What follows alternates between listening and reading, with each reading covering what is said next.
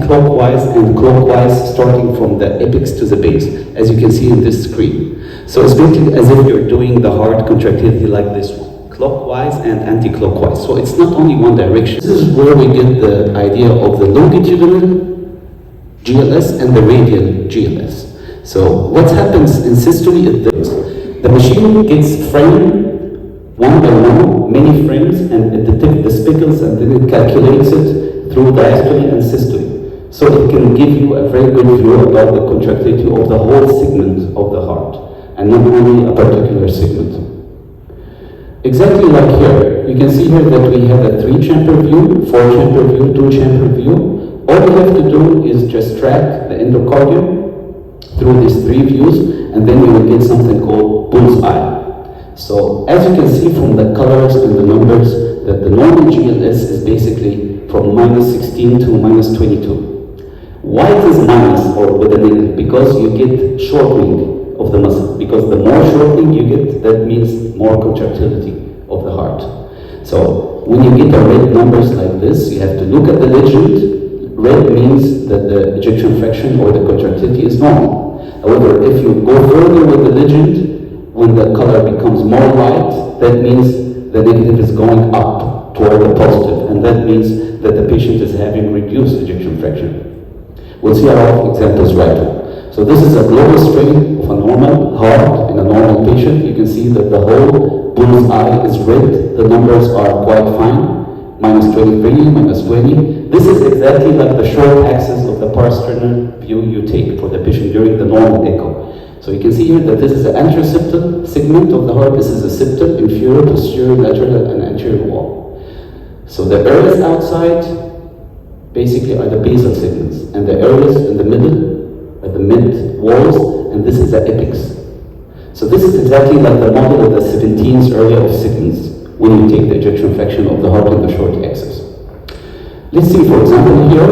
We will take examples for both GE and Philips, because I'm sure some of you work on GE, some others on Philips. Today, we have Philips, but I'll give you both examples so you will not be confused. But basically, they are the same. There's not much variations. So you can tell from this patient, if you track the LV by global longitudinal strain, that this area, for example, is contracting very well, which is the inferior area, both basal and mid. And the numbers are not bad. However, on the other side, this is a positive number, according to the legend. That means the shortening is not proper, and there is LV dysfunction in this area. Again, the private areas, whenever the negative goes down, that means this area or this segment is not properly functioning. So the spicular tracking is reduced. Another one as well, as you can see here, we take a 4-chamber view, we take a 2-chamber view, and long axis 3-chamber view, in order to get proper strain rate and the formation imaging and the bull's eye at the end. So the previous images were for a GE machine. This is for a Philips machine. Let's imagine that we will take the views of the patient. So we will start with a 4-chamber view. You have to make sure that you're not having foreshortening of the apex. This is very crucial, because if you are not seeing the apex properly and you're not going with the view quite axillary when you're taking the view of the patient, that means the apex will be foreshortened. And it can be contracting very well if it's foreshortening, but in the reality, maybe the patient had an aneurysm or even an akinetic apex. So you can tell from the colors, you see a part of the endocardium and the myocardium popping out from the segments. This is the same patient. You can see after all, there was a normal endo and myocardial peak GLS, which is -21. We said that the normal is from -17 basically, or -16 till -22. So all the segments are contracting properly. You see the color of the bull's eye. I'll get you a better view over here. This is the same patient. The color is red. There is no segments which shows any bright color or lower values. So the overall or the average GLS is normal, which is -21. So this is a completely normal heart. So we'll have a couple of cases for demonstration in the next 5 minutes.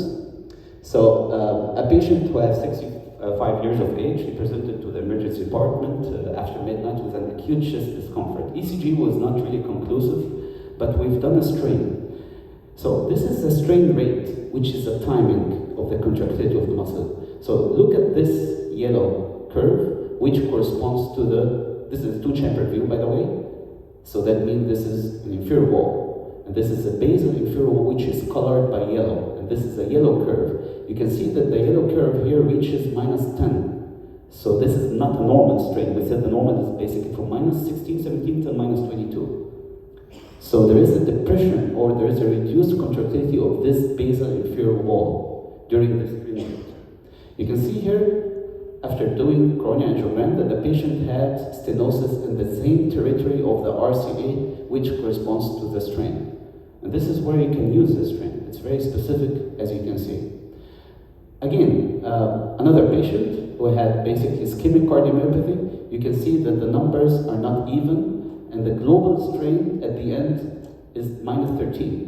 Some of the areas are red, bright, which means the function is good and the segmental contractility is perfectly fine. Some others are bright with lower values like -4, -7, and you can actually correlate it to the same values here in the 2-chamber, 3-chamber view, and the 4-chamber.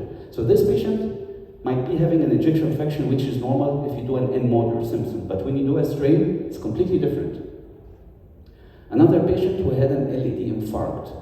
Look at the strain here, it's completely depressed because it's not a higher value for the negative at the areas of the LAD territory, which is anteroseptal, basal, and apex, and the anterior and the lateral wall. And after angio, you'll find that the patient had an amyloidosis. We have a lot of ECG changes, like small QRS complex, and then you go to the echo. Sometimes you're confused if it's amyloidosis or hypertrophic cardiomyopathy on the echo. But when you do GLS or global longitudinal strain, you can see that there's something called cherry on top. Because in the bull's eye, all the basal segments are completely depressed in contractility, but the apex is hypercontractile. So it is spared. This is very classic of the amyloidosis. Look at the ejection fraction of this patient, it's perfectly normal, but the GLS is not normal.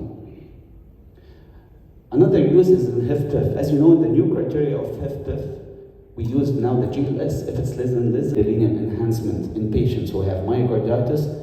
Its correlation in the MRI with the GLS. It's very nice because here you can see there is LGE in this myocardial part in the basal area in the inferior wall, and it's corresponding exactly to the GLS of the patient on the same short axis view. So here GLS was depressed and it's corresponding to the linear enhancement. And then you can tell that this is very nice because it's comparable to the MRI when it comes to myocarditis as well. And ischemic heart disease patients, we already talked about patients who had an inferior MI, patients who had an LAD territory MI. You can see ejection fraction is almost close to normal, however the GLS is depressed. You can even tell the territories of the coronary occlusions. For example, in this case, you have an inferior, posterior, and lateral wall depression of the GLS, which corresponds to the LCX and RCA. Athletic heart, sometimes it's confusing because sometimes the ejection fraction is depressed, as you can see here in athletic hearts. Ejection fraction for this patient done by symptom method, which is considered to be reproducible, it's depressed. As you can see, it's 46%. However, when you do GLS for the patient on the LV, you find that he has a perfect GLS, which is normal. You can see the legend, the whole bull's eye is deep red, the numbers are by the negative, all higher, then it's normal. In this case, so we can use the GLS in athletic heart as well.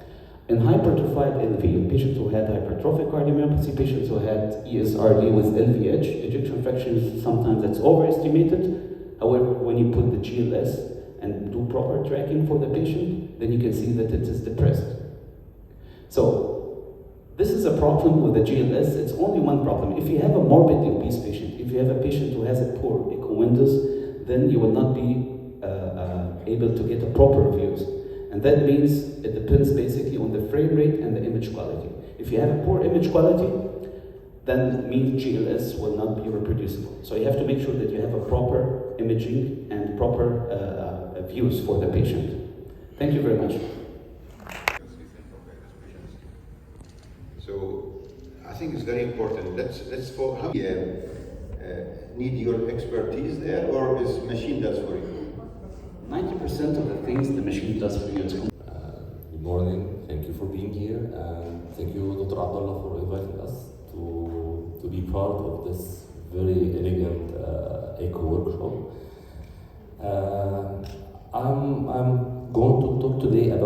diastolic dysfunction and the assessment of LV filling pressure. And why this is important? Because how many patients we can see with unexplained shorts of breathing, dyspnea on exertion, and when you do the simple ejection fraction of assessing the diastolic dysfunction. Why we are doing this? Because simply we need to assess the left atrial pressure. That's the ultimate goal of at the end of the day. This is what we care about. And the gold standard to do that is by flotation catheter, right pulmonary catheter, and we tend to measure the pulmonary capillary ridge pressure because if there is no pulmonary valve stenosis, the pulmonary capillary ridge pressure will be equal to the pulmonary artery, to the left atrial pressure. But we will not do this for every patient, of course. So the other way around, non-invasively, is just by echo. Just know how to take some specific measures, put them together, and then you will have an idea about the left atrial pressure. So we have specific parameters that we have to obtain, all of them one by one, then put them all together to get an idea about the left atrial pressure, whether it's normal, elevated or not. And there are some other advanced parameters I'm going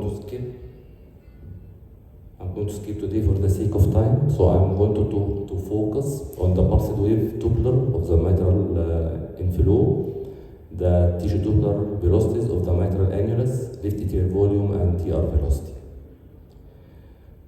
The most important one, and the one we always tend to start with, is the transmitral flow by pulsed wave.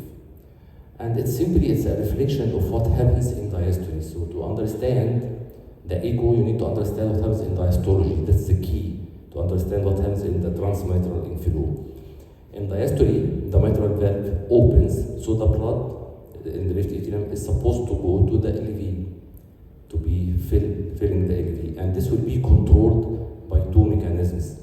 One is the suction mechanism of the LV. It depends on the LV ability to relax actively. When the LV relaxes properly, it will suck the blood from the left atrium. So this will be a passive thing. Then, by disease progression, the LV compliance will be impaired. So the left ventricular pressure will be increased. So it will force a resistance from the left atrial filling into the LV. So we have two components: the active relaxation, which is the pulling or the suction, and the LV compliance, which is the resistance to filling. This is push and this is pull. When the left ventricular compliance gets impaired, furtherly in the disease, left ventricular pressure and the systolic pressure will be increased. So the left atrium, in return, will have to overcome this to continue filling. How it will do this? By increasing the left atrial pressure itself. And this is what we are going to see by echo, how it will be translated into some echo parameters. So that's diastole, the early filling phase. Here the mitral valve opens, then a pause, which is called diastasis, then the part when the left atrial contracts. What happens here? Here the mitral valve opens, the LV has a good active relaxation, so it will suck the blood from the left atrium into the LV, so you'll have most of the blood from the left atrium will pass into the left ventricle just by pressure gradient between the left atrium and left ventricle. So you'll have most of the LV filling in the early part, which is called E wave. This will continue till the moment the pressure will equalize between the left ventricle and left atrium. So there is no more filling, no more passive filling. But there is still blood in the left atrium. The left atrium have not completed its blood totally. So how to overcome this pressure equalization? Now it has to come to the active component of the diastole, which is active atrial contraction. So the atria will contract to push the remaining blood into the left atrium. And this is called the A wave. So what we see normally, the main filling occurs early, so we have E wave, and the remaining part, which is about 30% usually in normal population, will be in the A, so you have E more than A, or EA ratio more than 1. It's called dominance of the early filling. Another important part, or another component mitral inflow assessment is the deceleration time. Simply, it means the time needed for pressure to equalize between the left atrium and left ventricle. So if you have a high pressure difference between the left atrium and left ventricle, the left ventricle will be filled rapidly, so pressure will be equalized rapidly, so the deceleration time will be normal or okay. If the LV relaxation is impaired, so the left atrium takes long time to pass its blood in the left ventricle, the deceleration time will be long. Then again, when the left ventricular pressure increase, the pressure gradient will be increasing, so it will be shortened again. And how to measure it, I will show in a while, but that's the deceleration time. The time from the peak of the E wave to the time of pressure equalization. How to measure pulsed wave Doppler with the mitral inflow? Very, very simple. You just get a good apical floor chamber, and the trick here is where to place the cursor. That's the whole trick. Here, above in the left ventricle, wrong. Here, down at the annulus of the mitral valve, it's wrong. You have to put it at the tip of the leaflets of the mitral valve. And just press pulsed wave, and then you will have this spectrum. The E, the diastasis, then the A.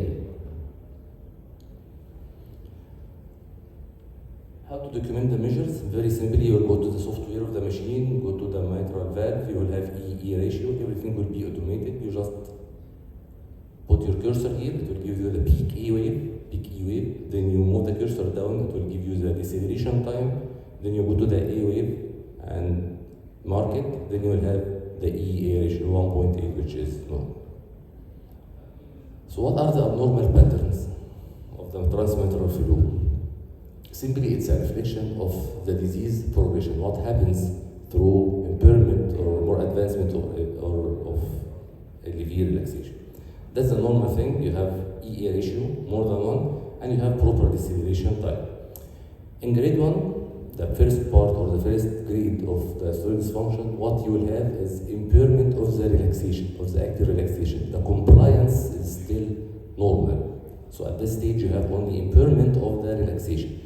So the LV doesn't relax properly, doesn't suck the blood properly or rapidly from the left atrium, so it will take time and it will not be filling adequately because the left atrium pressure gradient between the left atrium and left atrium will be impaired.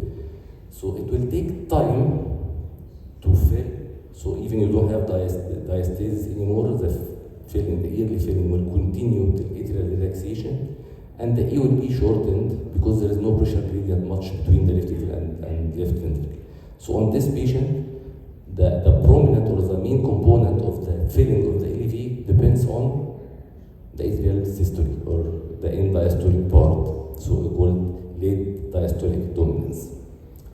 As disease progresses more, what will happen? The LV compliance will be now impaired, so the LV EDP will increase. In return, the left atrial pressure will increase, so again you will have higher pressure gradient between the left atrium and left ventricle. So now we have a dominance again of the E wave. So more volume of blood will be ejected from the left atrium to the LV early in diastole.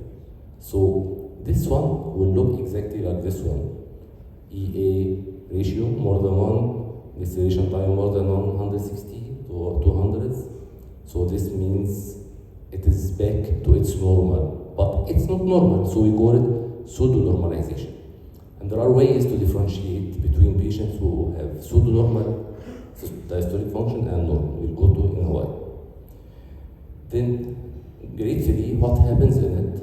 With more disease progression, more left ventricular compliance impairment, the left atrial pressure will increase much more. So you have very high left atrial pressure here. Then what happens? The pressure gradient between the left atrium and left ventricle is very high. So once the mitral valve opens, because there is high pressure inside the left atrium, the blood will be gushed very quickly from the left atrium into the LV. So you have the most of the filling comes once the mitral valve opens. This is called high predominance or high dominance of the early filling. Once the mitral valve opens, all the blood, because the pressure inside the left atrium is high, so the volume will be, the blood will be ejected rapidly or passing rapidly between the left atrium into the left ventricle. A remaining small part will be depending on the atrial contraction or atrial systole. So now you will have very high dominance of the early filling, so you'll have the EA ratio now more than 2. And distillation time will be very short because pressure takes short time, very short time, shorter than normal to reach pressure equalization. That's our normal patient before. EA ratio is fine, distillation time is fine, and then here relaxation start to be impaired. So the distillation time will take more time, the curve will be more like this. No more diastasis because filling continues throughout the passive filling phase. And most of the blood will be going by the late diastole, by the atrial contraction, so you have reversed EA ratio. Then again, with more increase in left atrial pressure, you will have again increase in the pressure gradient between the left atria and left ventricle, so you'll have again what would look normal. So how to differentiate between this and that? There are certain ways. First of all, if you have a patient with depressed ejection fraction, cardiomyopathic, there is no normal diastolic function. So when you see A ratio more than 1, it's not normal because you don't have normal diastolic function if you have a patient with systolic dysfunction. That's number 1. Number 2, clinically, if you have a patient with short breathing, congested veins, pulmonary congestion, it will, and you see this pattern in mitral inflow, you will think more, or with hyperopia B, of course, you will think more of a pseudo-normalization, not a normalized patient.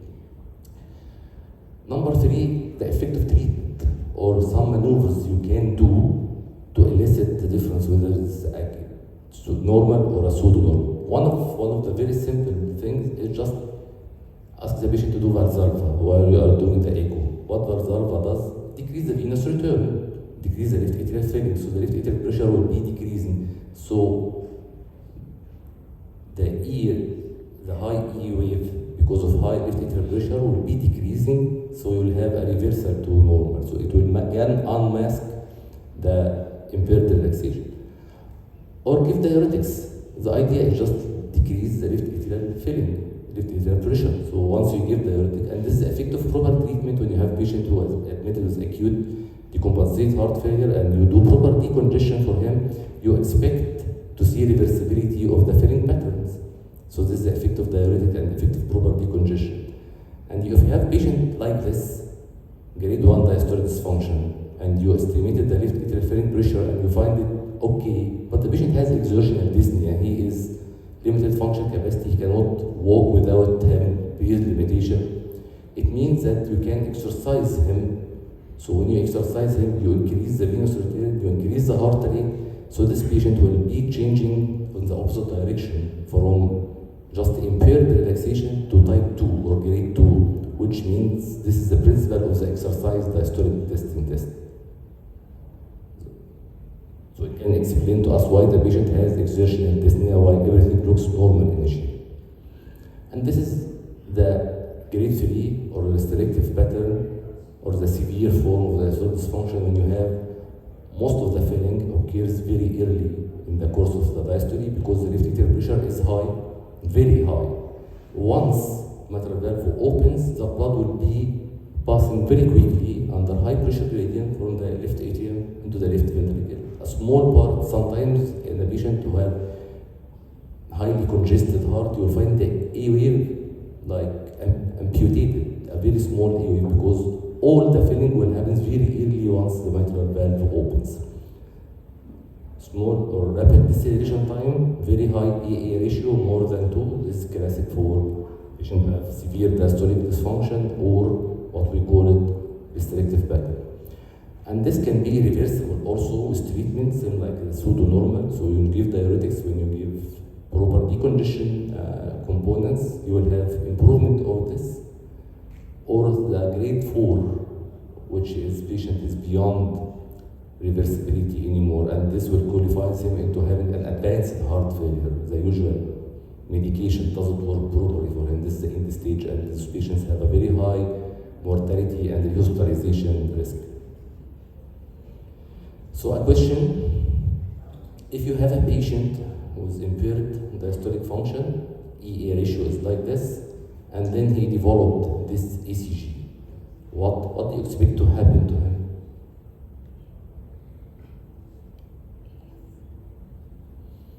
This patient has impaired.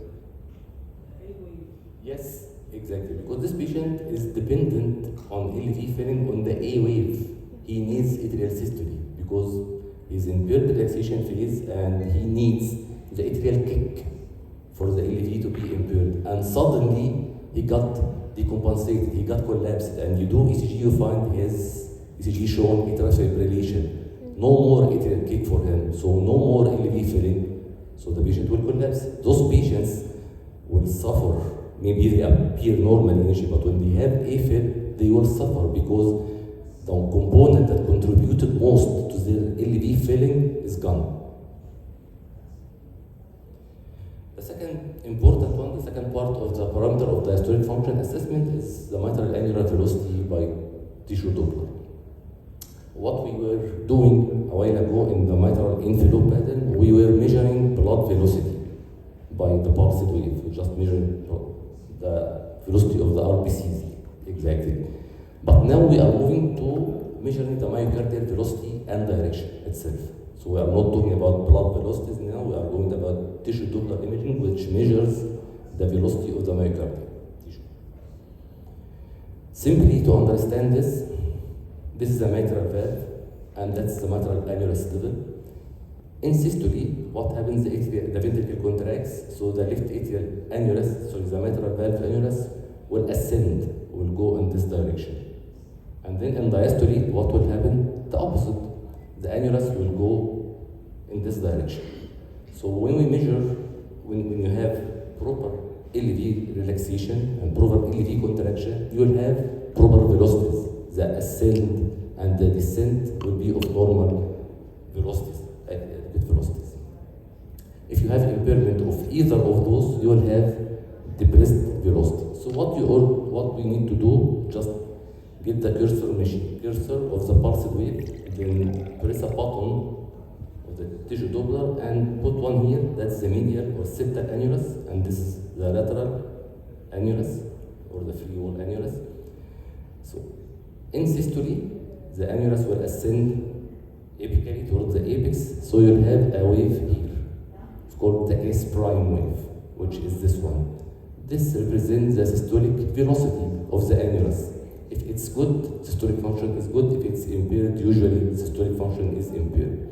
That's not my talk today. My concern about this one, the descent. If the diastolic properties and LV relaxation is intact, the velocities will be good. So initially, same like A wave, the first descent will be downward here, like this. So we'll have an E prime, which is the early diastolic descent. Then again, the atria will contract, so it will pull the annulus downward again. So you'll have another wave, which is the A prime. So you'll have S prime, this is for diastolic function assessment. And you'll have the A prime, this is the early diastolic velocity. And then just by the relaxation of the LV, and then the left atria will contract, pulling the annulus more downward, so you'll have the A prime. How to acquire? Just as I mentioned, you have pulsed wave here on the medial annulus, then press tissue Doppler, you will get this image, but there are some tips and tricks to maintain proper acquisition. Narrow your sector angle, because this image acquisition is dependent on a high or a good temporal resolution or a high frame rate. So don't over dilate your sector. Keep it to the minimum area of interest. And like any Doppler velocities, it's angle dependent. That's one of the limitations of the velocities of the measured by Doppler. You need to align your angle or your Doppler beam to the direction of the velocity. So if you put it, if your apical foreign chamber is not optimal and the angle is like more of perpendicular, you will have underestimation of velocities. So keep as much as you can the all of interest in parallel direction to the beam of the Doppler velocity to have the maximal velocity integration. Then you do it here to get this S wave, S prime, E prime, and A prime. Then you move it to the other side, to the lateral annulus, you will get the same pattern, S prime for systolic velocity, E prime, and A prime.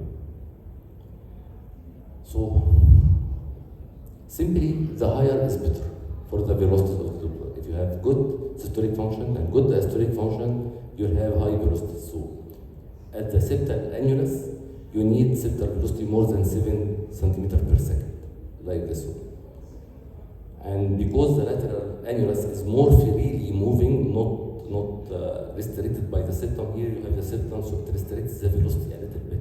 So the lateral annulus is freely moving, so it moves faster than the medial annulus. So you expect to have lateral velocities higher than medial velocities. There are some exceptions, especially in ulcerative pericarditis, but usually the lateral is higher than the medial. And the lateral should be 10, or sometimes they say 9 or more. And you have to have E prime higher than A prime, same like the E wave. So you need septal more than 7, lateral more than 9 or 10, and E prime higher than the A prime. So to make it simple, to make our life simple, if you have velocity more than 10, it's good. Patient have good diastolic function. If you have velocities less than 7, it's bad. Patient have depressed or impaired relaxation. And you have E prime less than the A prime, it's again bad. The higher is better. When you have higher velocities, it means it's good, velocity is good and function is fine. If you have lower velocities, it means bad news to you. The good thing about tissue Doppler, there is no pseudo-normalization anymore, not like the EA prime, the EA ratio. When you have increased left atrial filling or pressure, the E wave will increase again, giving a pseudo-normalized pattern. Here, once it is depressed, it will remain depressed. There is no pseudo-normalization. So look at this septal and lateral velocity assessment and tell me, is it good or bad? It's very bad because you have very low velocities here. And no need to do anything, just by looking to this one, the E prime is less than the A prime and the velocities are very low. So that means right away that this patient has impaired relaxation. Put this together with this, you'll get what's called the EA prime ratio, and this is the core of filling pressure assessment. That's the normal, that's the normal diastolic function. That's impaired relaxation. Patient to have normal left atrial pressure, grade 1. Patient have left atrial pressure increased, pseudo-normal and restrictive. In normal patients, you have very high E prime and accepted E wave. So when you measure, when you divide the E by the E prime, you will have numbers less than 12 or 11, because velocities are equal, almost equal. When disease progress, the E prime will be much more slower. So when you divide the E by the E prime, you will have it higher number now. With more disease progression, and the E velocity will be very high and the E prime will be very low. So when you divide the E by the E prime, you will have a very high number, sometimes 20, 25. So the higher the E by the E prime is bad news for you, because it means that the left atrial pressure is elevated. And this is look at it again. That's a normal. Imagine you divide the E here by the E prime, values will be almost equal. When you have it, E start to decrease, but the E prime start to decrease more. Again, you will have it more or less normal. But once you have diastolic dysfunction with increased left atrial pressure, the E velocity will increase, E prime velocity will decrease. So when you divide them by each other, you will get a big number.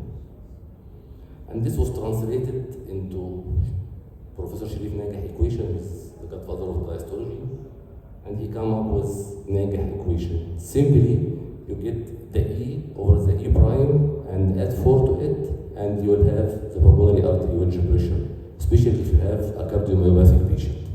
It works very well and well validated if you have depressed ejection fraction.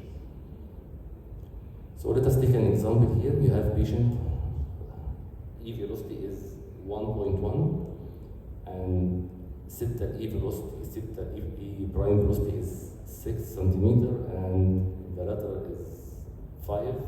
So when you have average is 21. Good or bad?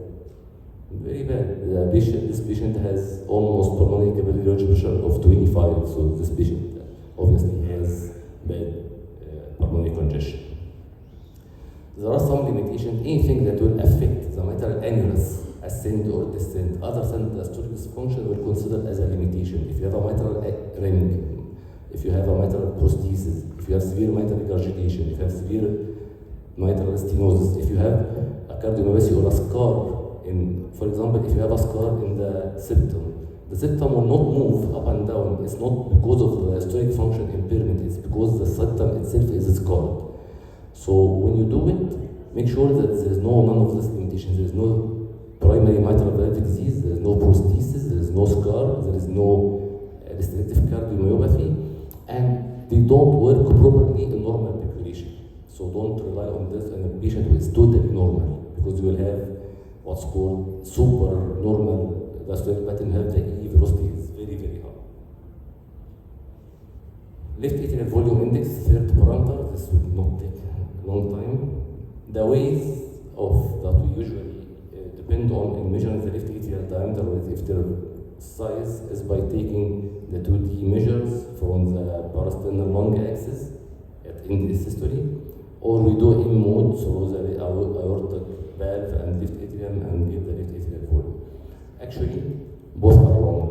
Both are not recommended by guidelines, because you might have them normal, but the left atrium is being dilated in the anteroposterior diameter of it, so you will have this normal, but it will be false normal, because when you measure the volume itself in biplane mode by the apical foley, you will find the volume is increasing even with a normal left atrial diameter in the parasternal lung axis. And that's what's recommended by guidelines. How to do it? Very simple, same like my dear friend Fadi has mentioned about the biplane Simpson method for ejection fraction. We do the same for left atrium. You get a proper apical four chamber, proper apical two chamber, and then you trace the blood endocardial surface here at end systole, because this is the maximum left atrial volume in systole. You spare the area below the valve here, below the leaflets. You spare the pulmonary veins and you spare the appendage, and you trace this blood endocardium interface. And the machine will give you a number. You have to index it to the body surface area, and if it's more than 34, left atrial volume is increased. And this has been associated with death, heart failure, atrial fibrillation, and ischemic stroke independently. TR velocity is the last part. Get a proper TR spectrum by color flow Doppler. Align your continuous wave Doppler properly to the direction of the flow as any Doppler velocity, and better put it at the level of the vena contracta. And then you have a systolic spectrum like this. The more dense, the more severe, like any Doppler, when the regurgitation spectrum is similar or almost similar to the antegrade inflow of the tricuspid valve, it means what goes comes back. Exactly. So the dense the spectrum means more severe TR, but what we care here about is the velocity. Just take the velocity. If it's more than 2.8 meter per second, you have one of the criteria for elevated film pressure. Some important tips: you have to align the wave properly, the Doppler beam properly to the direction of the regurgitation. Get the velocity from different angles, not just one angle. So try the inflow, try the apical four chamber focused RV view, the short axis at the pulmonary, at the aortic valve level, and get the highest tricuspid velocity that you can measure among the three views. And measure the chin, not the beard. So sometimes you have some noise and feathering here, this not count. What you need to count is the end of the distinct TR channel. Put them together, 4 parameters you get in this order: EA inflow pattern by pulsed wave Doppler, then move to the matter annulus velocities by tissue Doppler imaging, then go to tricuspid regurgitation peak velocity, then the left atrial volume, that's the cut-off length that we have, and then you do the simple algorithm. If you have E ratio less than 8, that's normal left atrial pressure. If you have E ratio more than 2, you have restrictive filling. No need to go through the other parameters because you know already that left atrial pressure is elevated. But keep in mind that this algorithm doesn't apply for normal heart. It's applied only if you have systolic dysfunction or you have a myocardial intrinsic disease like LVH or whatever, but not in a normal heart. The area where you need to do more assessments is when you are in the mid region. You got the other criteria, and if you have 2 or more of those is elevated, left atrial volume is increased, TR velocity more than 2.8, EE prime more than 14, you have elevated left atrial filling. And thank you.